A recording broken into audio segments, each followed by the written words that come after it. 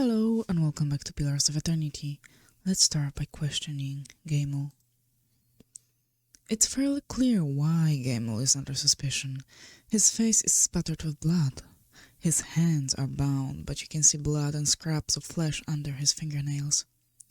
Gamel's posture is hunched, and tears have dug tracks through the layer of gore on his face. You find yourself the target of a pleading expression the moment you're inside. I have a few questions for you. Please, it's like I told them. I don't know what happened. I can't remember a thing. There's no way I could have done that to Sameth.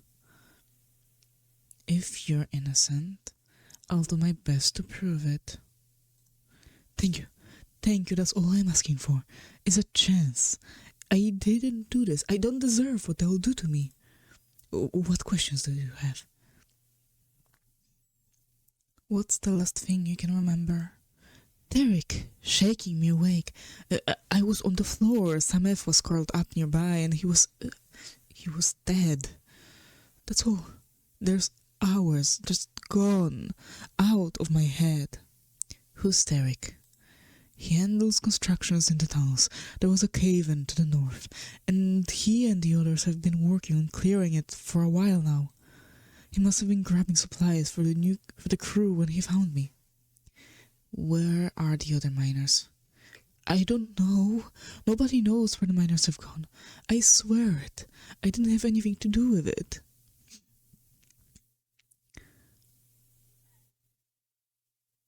If I find out you're lying, I'll kill you myself. No, I'm not. I swear it. I wouldn't have hurt him. That is all a mistake. What do you do here? Me?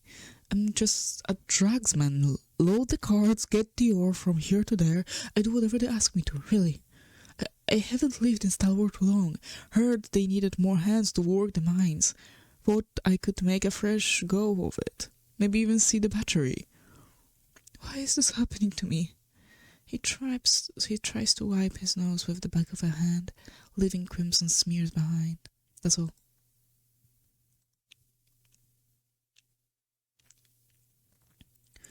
Still hanging around here? What can I do for you? Why are these mines so important? The demand for ore has gone up since you opened the battery. Everyone wants their own shiny piece of Durgan steel. Thing is, the battery was hit pretty hard by the tremors. With the battery mines collapsed, we're the only game in town. How are the mines holding up? The beasts aren't going away anytime soon. Now that Gamel's gone and killed somebody, folks are probably starting to think we should just abandon these tunnels again. And about those missing miners? Did you find anything? Sameth's hands had yellow stains on them. Sameth worked in the sulfur mines. He would have picked up some traces when he was carrying the stuff. We've got constructs to mine out the sulfur for us, since its gas can be hazardous. We only use our workers to collect and bring it out for shipments. What do you know about... Actually, we asked her about Gamel. She doesn't really know him. We've asked about Sameth. Doesn't really know anything. Oi, sorry. I pressed out of the window. I'm thinking maybe we should go this way first. I will save because I do not want to go through those dialogues again. Why did you lock the crystal away? Why punish us like this? Someone must have the crystal. Where is it? Come on, folks, get moving. Let's get this done.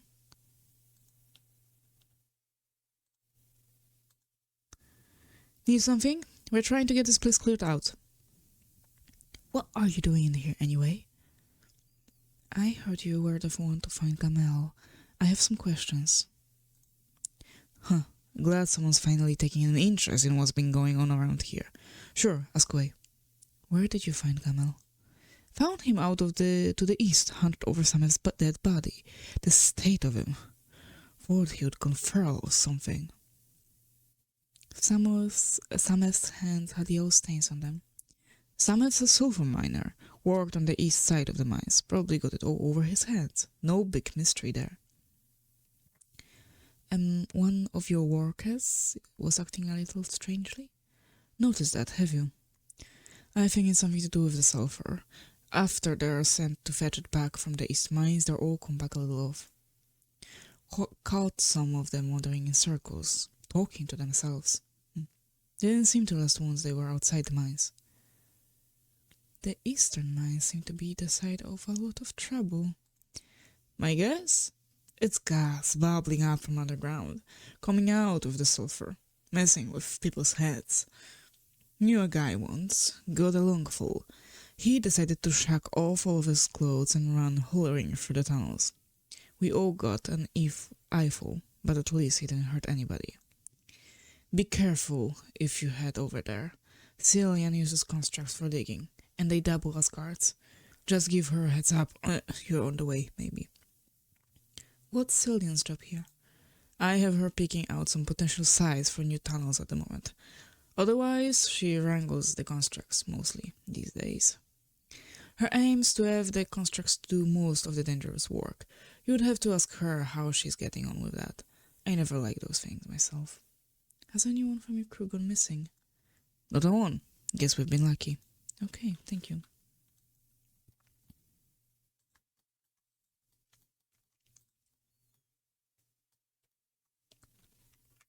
So we must go downstairs into the sulfur mines. Great. I just want to check.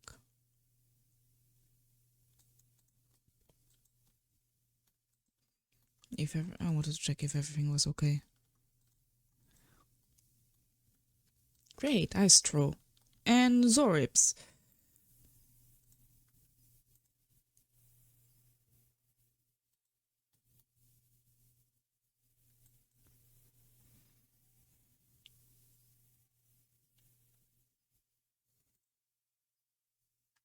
Wait. Where are you casting that? Okay. Mother, please.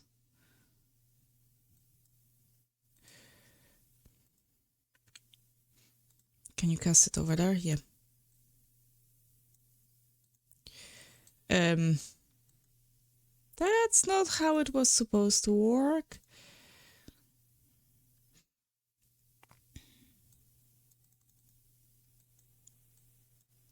Wait, the three of you go there. Oh, it's so clunky.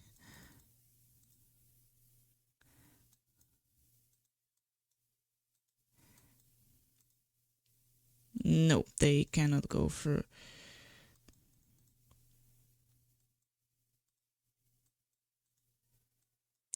Okay, you know what? Can you go over there? Yep.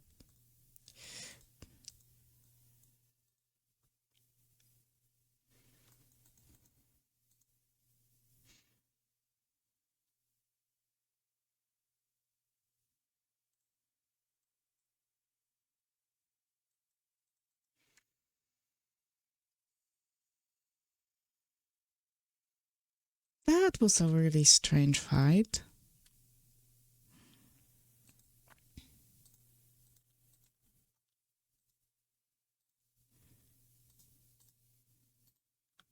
A set of fragmented notes is scribbled almost illegibly on a scrap of parchment. Tunnels, remember lamp. Keep hand on right way. Watch for spiders. No, it seems you did not keep your hand on the right wall all the way.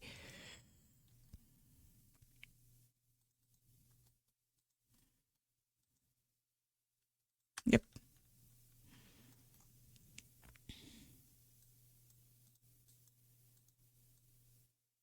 You go.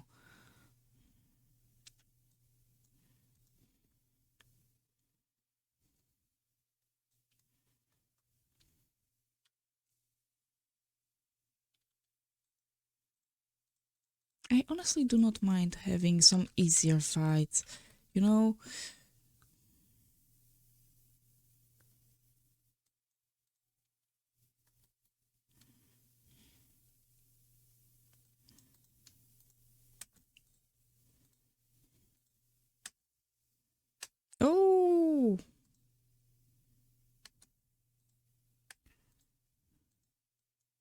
I'll go hit this guy.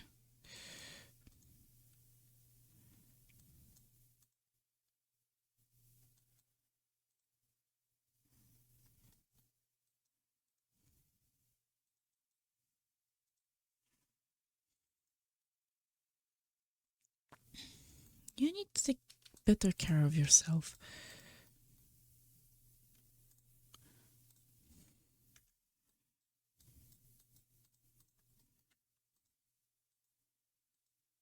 A peek inside the shallow burrows reveals the gleaming stare of many eyes.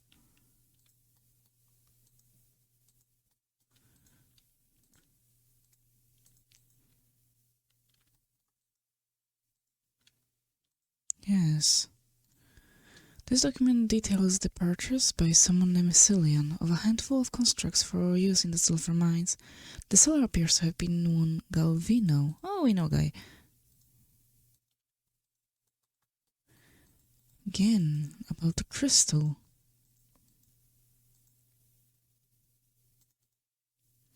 Hey there, hang on for just for a moment. She turns towards the nearby constructs. Stand down! The constructs stop instantly, limbs going limp at their sides. There we are. Now, what can I do for you? I'm looking into the disappearance of the miners for Ismay. Can you answer some questions?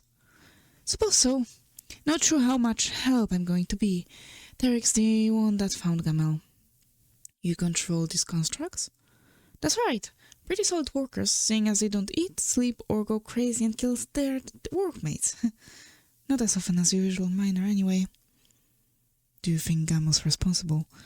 Sure looks that way, seeing as he's got bits of Sameth in his teeth. Have you noticed any strange behavior in the other miners? Mining's rough work and at the best of times. It's why I like using the constructs. I think these tunnels just start to get to people over time. Never thought Gamel would snap like that, but sometimes, yeah, folks start acting a little strange. Like when... who was it? Huh. You know, my memory's been acting up lately. I'm starting to think Derek might be onto something with that gas theory of his. Swing by if you have any more. Cillian's gaze seemed to slide off of you. With a sudden convulsive ripple, her posture changes. She hunches forward and her arms dangle loosely at her sides. Brothers, sisters, Terranat is here! Her head turns towards you, but her gaze is empty. Follow her gaze. You take a moment to look behind yourself. You don't see anything of note, and your companions look similarly baffled. When you turn back, the woman has drawn significantly closer. We've been looking for you.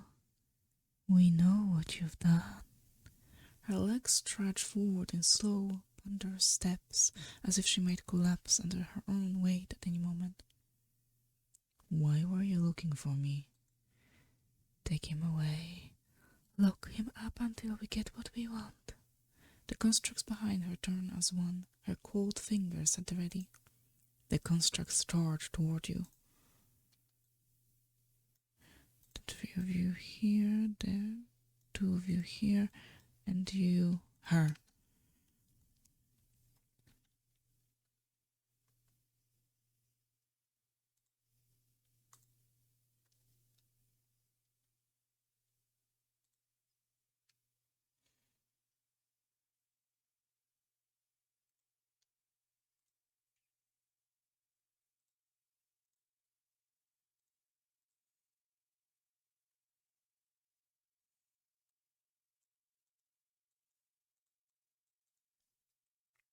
I am doing fine. I'm not worried about myself, so.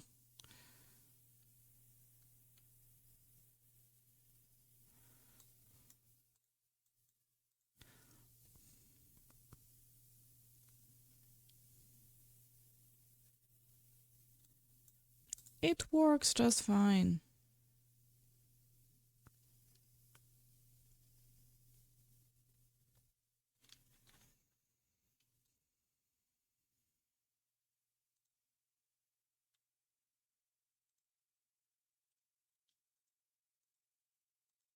A yellow-tinged vapor gusts occasionally from these vents, leaving an acrid odor in the air.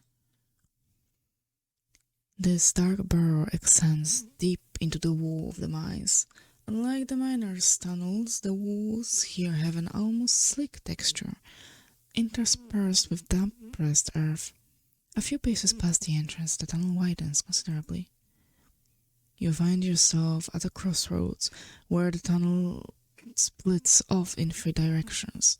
Two tunnels lead to the left and right, while the first stretches on ahead of you. You can feel a breeze, faint but steady, coming from the tunnel to your right. Let's go right. Walking on, you come to a fork in the road. The tunnel splits here, carving away to the left and right. You can feel a breeze, faint but steadily, coming from the tunnel to your right. You plunge forward into darkness. Reaching out, you can feel the walls continuing to the left or right, but you cannot see what lies just ahead.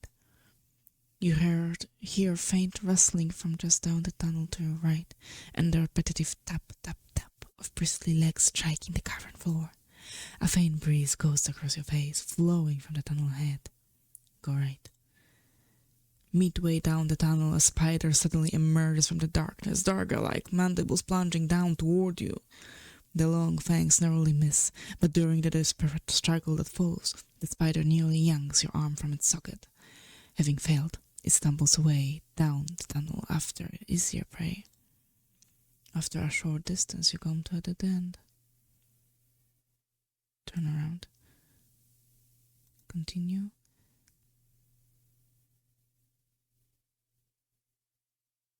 Now turn right. Continue. A damp but not entirely unpleasant breeze flows toward you from the tunnel to your left. You trudge briskly past a long, empty stretch of tunnel. Walking on, you continue to a fork in the road. The tunnel splits here. You can feel a breeze to your right. You see a light up ahead as the tunnel comes to an end. Stepping clear of the tunnel, you find yourself in a new cavern system, a thick layer of spiderweb under your feet.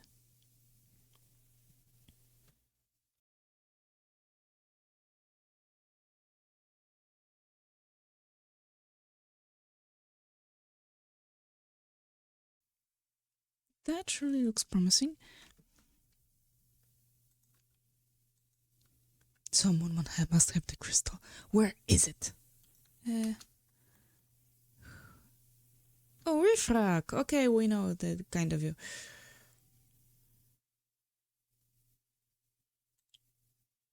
I don't have any crystals.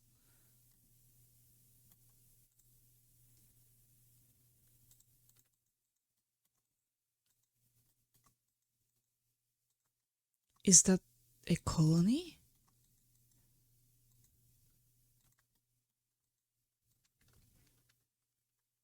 I mean the refrag colony that we were hearing about in the Endless Paths. Oh, they're spawning?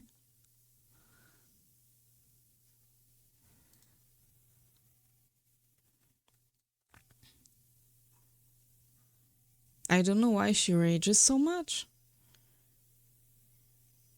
Oh, it was barbaric yell.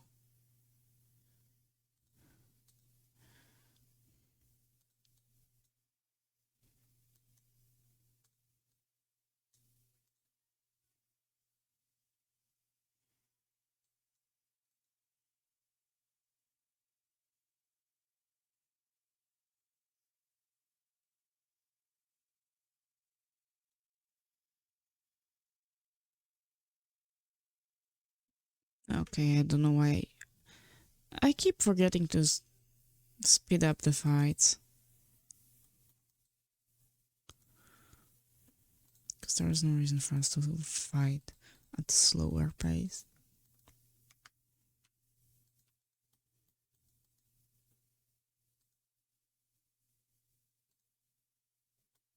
Oh, it's a door. I thought it was some kind of a portal. Eh. Okay, I'll go for Vifrak. You help me. You go against him. You go against him. You will help me with Vifrak. You'll help with... There's a lot more of them than I thought.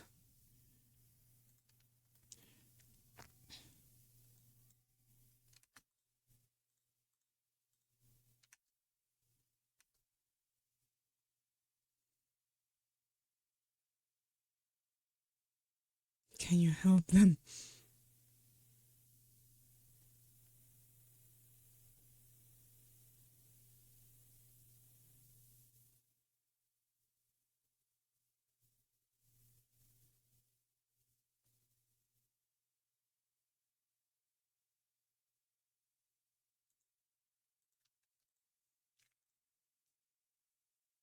Oh, not this.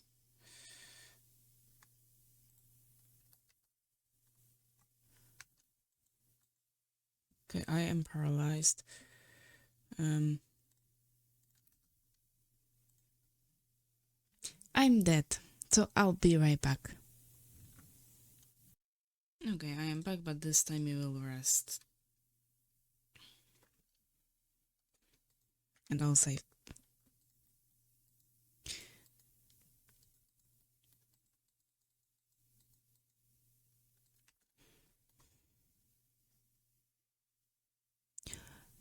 It's a spectral weapon. Oh, I mean spectral pike. What was that? Yes, do this.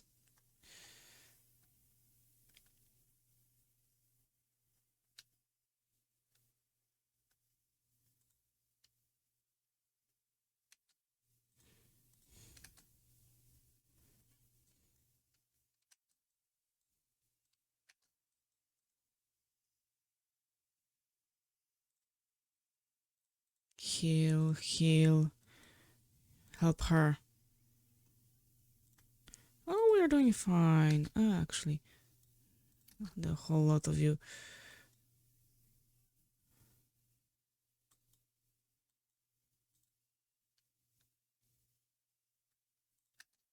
Run. Disengage. Why is it still following her?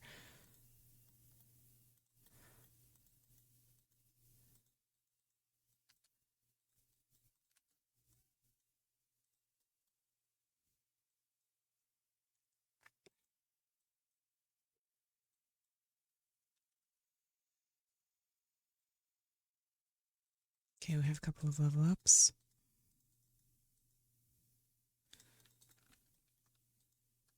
Minerals from the stalactite overhead have condensed on the small web. Clean water falls from the web and coalesces below. Ooh, what is that? Mine grab. That will also heal. Let me see. Okay, some more athletics, I think. Or survival. Yeah.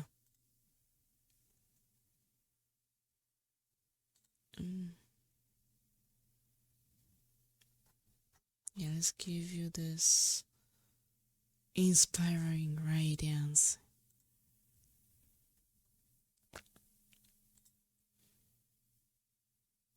For you also survival. Lightning strikes. Yeah, sure, why not? Or maybe mortification of the soul. Oh.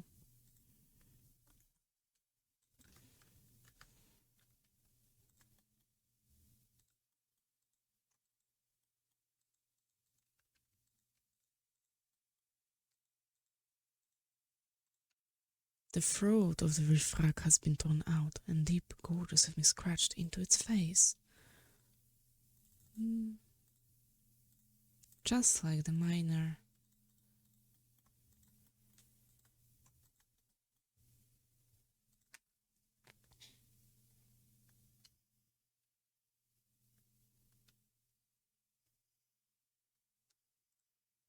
Swap. You're already shooting. Come on, you can shoot.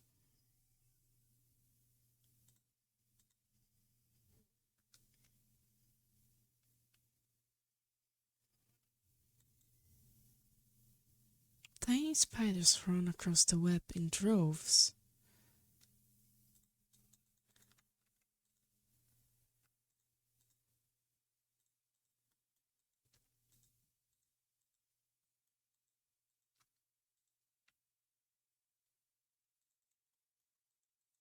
Even more grubs.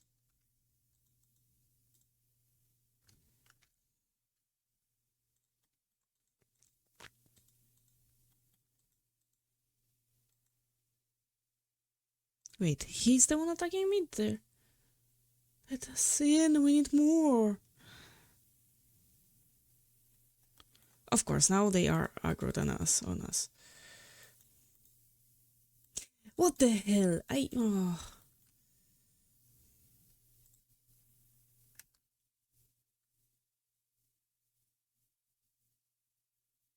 That's interesting. Just do your thing. Can you guys...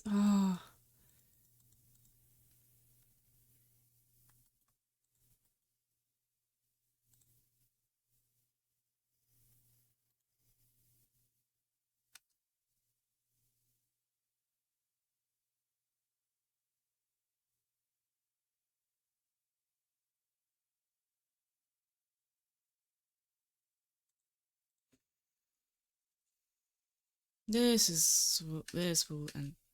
This will end horribly.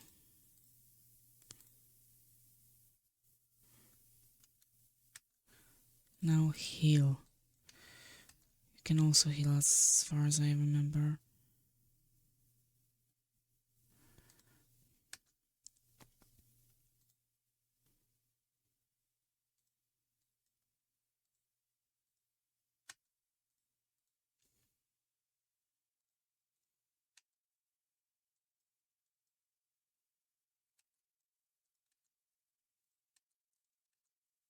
Come on, make it.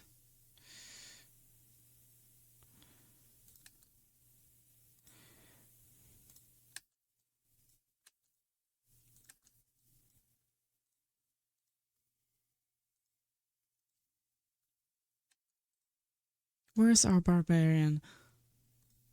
Oh, there she is.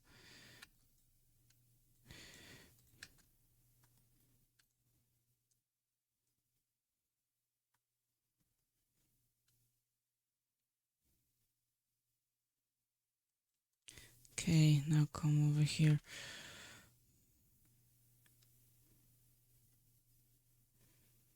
We made it somehow. Given how hectic this battle was.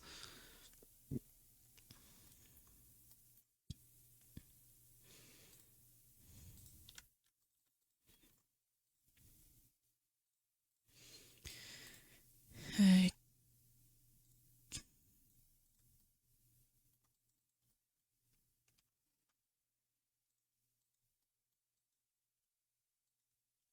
Honestly, it was interesting.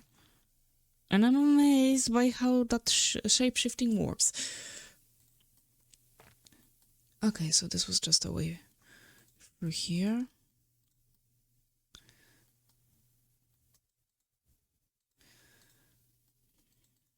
As I understand, we won't be able to go past here.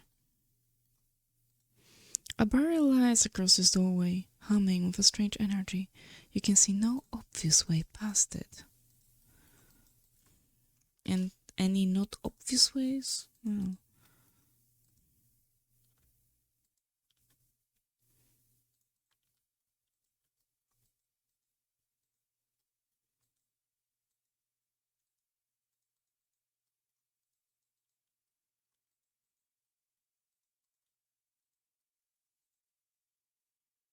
Okay, and we went in a circle.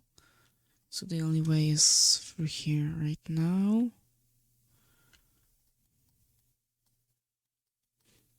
This is probably inside.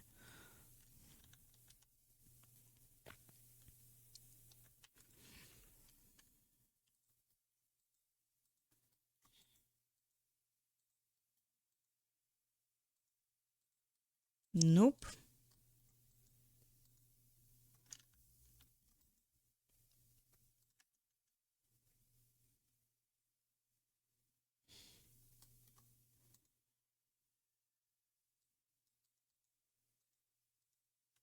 I honestly have no idea what are they doing there that they won't go walk through.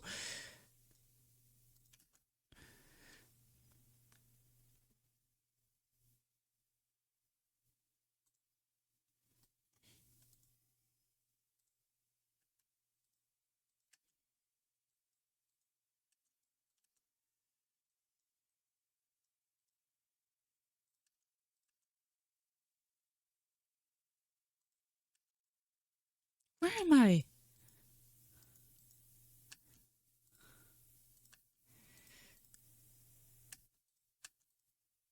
I'm dead.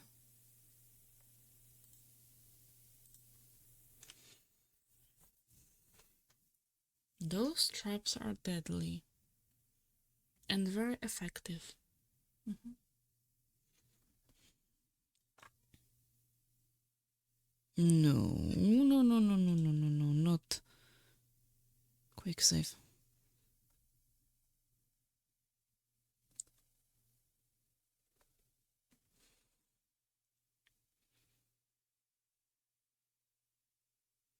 Thank you.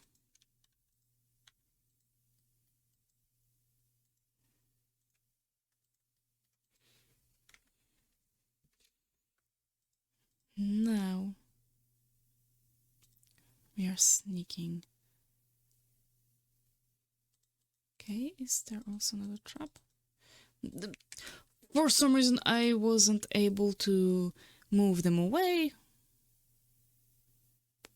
Hmm. Now go away. Okay, thank God you are teleporting to us.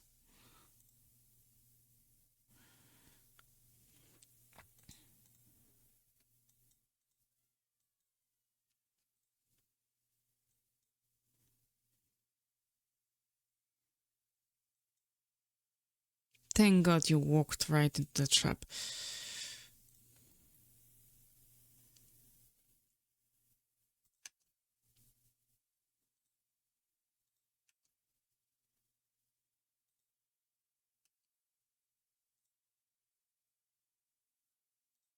Kill me. I would rather not go through that again.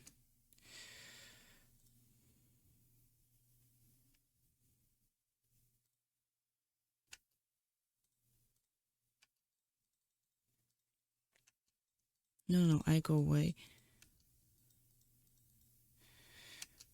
Swap.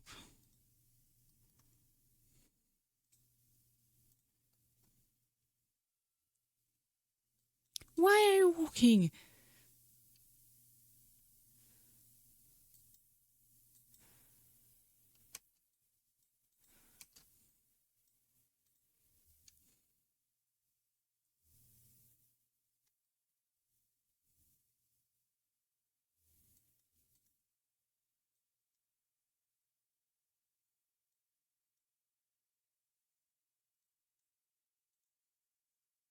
Don't you dare walk into the trap. We're gonna rest.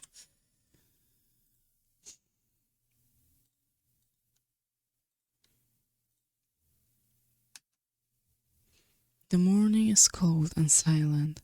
You are upon the plateau of the birthing bell, and there is no sound, no wind. The sky is a smooth mortared grey, the forest beneath the plateau nothing more than a jagged black silhouette. Even the rock, the edge around you, it feels colder. The sun's warmth bled from it. Against the cold backdrop of the sky, you see the great birthing bell hanging from its arch of Adra. Its surface is tarnished, and the shadows inside the bell are dark still. It seems to press down upon you, or simply, sadly, watching, as if standing above a grave formed from the table of the plateau and the remains of the mother's womb that now covers its surface. And there is something heavy in your hands. It breathes, gurgling, slick and wet, yet that is all it is. You find yourself filled with fear. You don't want to look at what you're holding. You don't want to touch it with your mind. And it is all you can do not to cast it from you. Examine what lies in your hands. The mass before you is vacant, flesh in the shape of a newborn, bubbles of saliva bunch at the mouth, expelled by its steady, gurgling breath, its arms, legs, head lolling, limp. No thought, no struggle, no desire to cry in protest or pain. There is nothing from within. There is an absence in your hands. Your hands tremble, shake, and the silence is broken as the chimes on your wrists echo with the trembling. and the chimes do not echo in the thoughts of the mass in your hands. There is no soul within to hear it. Reach out with your thoughts. The only emotions blanketing the plateau are the pain of the mother. The child breathes. Its heart beats, but it makes no cry. The child feels light, empty.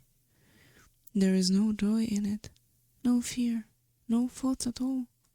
Yet in the hollows inside it, it breathes a thing of habit, not life. You cannot move. Your trembling has subsided, and the birthing chimes on your wrists are as still as the child. The mother is crying, eager to see, begging to see the child. You feel a sudden spike of fear, of being haunted. If you give the child to the mother, you will be blamed, and her anguish and rage shall fall upon you. She will not spare you or anyone you love. Of this you are certain. But you did not cause this. You don't think you caused it. And the mother begs, her arms outstretched. Hand her the child. The chime sounds once more as you give the child to its mother, and as the chime fades, there is the eager gleam, the willing joy, the questioning. And you draw upon it deeply, letting the hope stream into her eyes, letting her ears fill with the cries that you have heard countless times past from other children on the bell.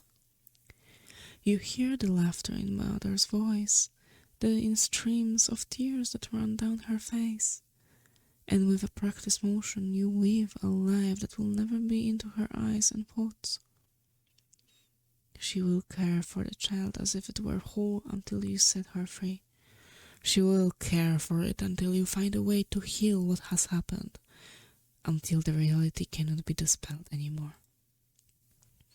And still, cradled beneath the weeping woman that birthed it, the child in her arms does not hear the cries of the mother, does not react. It is an empty thing that breathes and carries nothing within it. And the chimes on your wrists lie still. They are bound to you like chains, never to sound inside a newborn's mind ever again. Wake up.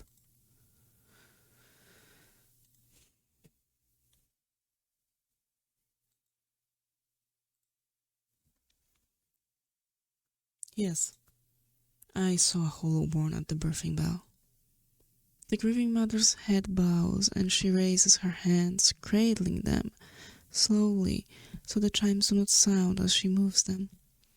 You feel a chill in the air as if the vault of your mind is growing, too large for the thoughts within, and your breath is laced with a chill. To your horror you hear her breathing, ragged, hacking, but strangely steady. And you can see saliva bunching at the corners of her lips, becoming thick ropes of drool that cast themselves down her chin. There is the smell of blood in the air, new, wet, and the salt, sharp tongue in your mind. Coupled with this is the smell of sodden undergarments clawing at your senses. Take her shoulder. Try and steady her. Stepping forward, your hand falls on her shoulder, and then you feel her begin to fall, rigid as a falling stone, and you place your other hand on her shoulder to steady her. Throughout, there is the horrid, steady breathing. Her clothes are wet. It is as if she is burning with fever beneath her tangled hair and beneath her threadbare robes, as if she is giving birth. With a slow hissing intake of breath, her head rolls back on her shoulders, her eyes pressed tightly together, like the lids of a newborn. Yet past the lids, you can feel the piercing stare, vacant, cold. Horribly, you sense nothing from her, not a thought, like the hollow bone you held in her memory. You know if you try and pull away now, she will vanish into herself, and vanish from your thoughts, perhaps forever. And you have a terrible feeling that whatever connects the two of you will be cut. She is as helpless before you as a child, and you search your thoughts for a way to coax her into you.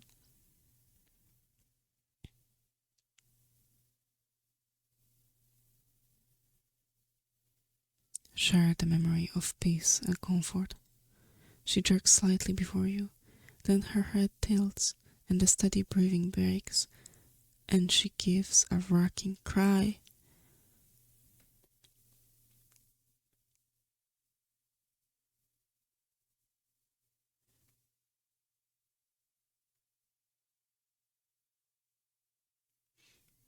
I do not know. I think you helped give birth to the child, then gave it to the mother. Her breathing is steady again, but there is a life in it where there was not one before, and her emotions are building in her. Apprehension, confusion, welling up. She seems afraid to do more than simply be aware. The memory is there.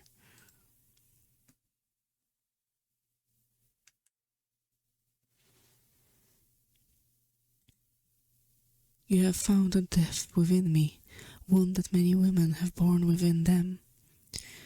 The sword swirl with impulses and weight, spiraling around her, and you feel as if you are being dragged into it. I sought to serve women in need, and instead, my hands ushered no new life. What happened next, I bear the responsibility for. What happened next?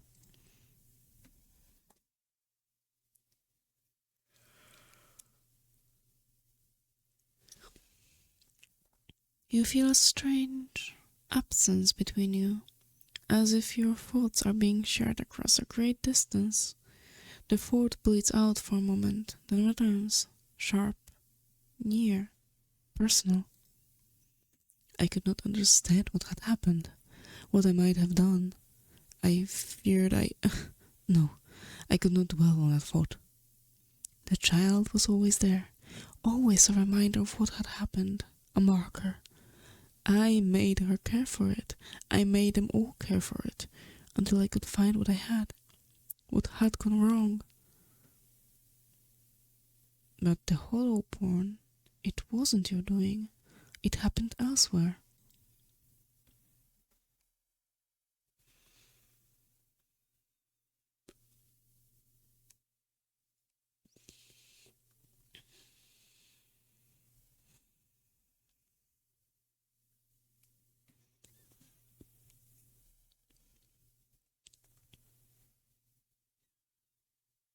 What happened then?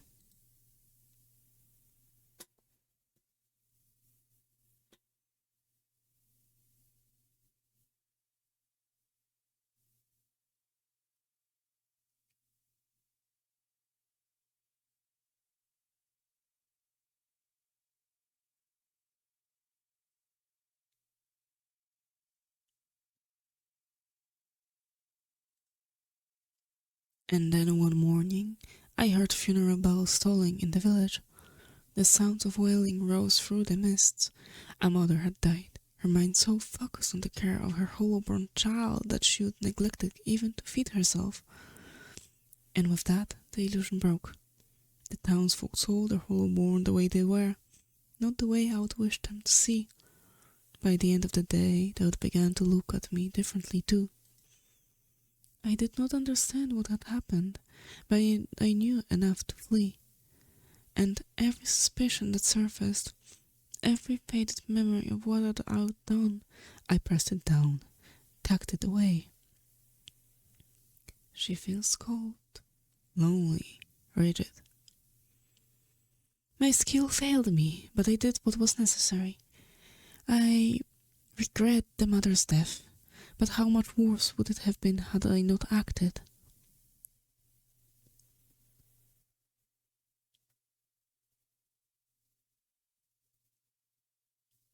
I understand you had to defend yourself.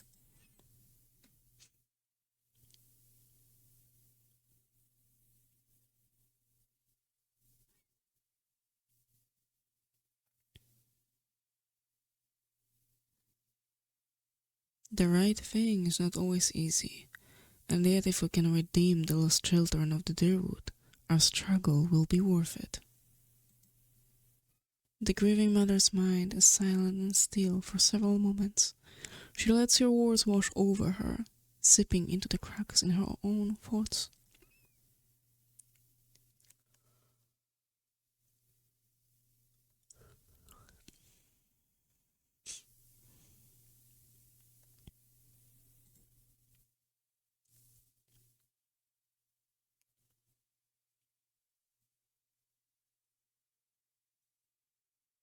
You did not know the cost then. We must often plot our courses with imperfect knowledge.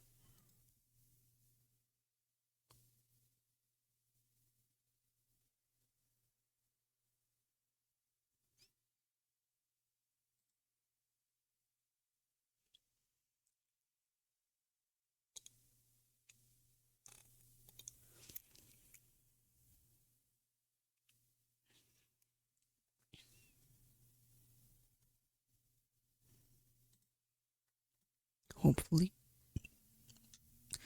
And with that, I'm gonna end this part here. So for now, thank you very much.